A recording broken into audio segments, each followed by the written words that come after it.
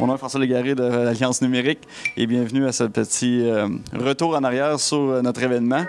Ça a commencé avec le web-in très tôt ce matin avec Jonathan Stark à 8 h du matin. Ça s'est très bien passé, ça a bien ouvert la journée, ça a donné le ton dès le départ que la qualité était au rendez-vous. Ensuite, on a eu nos ateliers avec Guillaume Thoreau, notamment Joël Pomerleau, également Marc Boivin et Frédéric Brunel. Et puis le midi, on a eu le dîner de Montreal Digital, à laquelle Olivier, justement, a participé. Moi, je trouve que le dîner a vraiment été un franc succès. On m'a dit, plus d'une centaine de personnes. Les échanges entre les panélistes ont été très dynamiques. On se rend compte que malgré les différents sous-secteurs, il y a beaucoup de similitudes.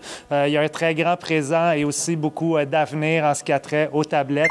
Mais il y avait également pas mal de préoccupations qui ont été exprimées par les gens de l'assistance, dont quoi faire, quelle plateforme. Donc, il y a iPad qui est très connu, mais il y a quand même des applications qui fonctionnent sur Android, par exemple. Il y a aussi des supports. Bon, on parle d'ExoPC, Samsung. Donc, il y a des différentes tailles, des différentes dimensions d'écran. Donc, dans l'esprit de la plupart des développeurs, surtout les entreprises de développement, ça constitue des coûts. Donc, il faut avoir des projets qui soient beaucoup mieux structurés de façon à ce qu'on puisse réduire les coûts de développement parce que c'est sûr, quand on développe pour plusieurs plateformes en même temps, ça coûte plus cher. Mais d'un autre côté, pour tout marketeur, je pense qu'il n'y a pas un canal à oublier. Puis je pense que si on a un produit ou un contenu à vendre, il faut être sur une plateforme de distribution pour tablette.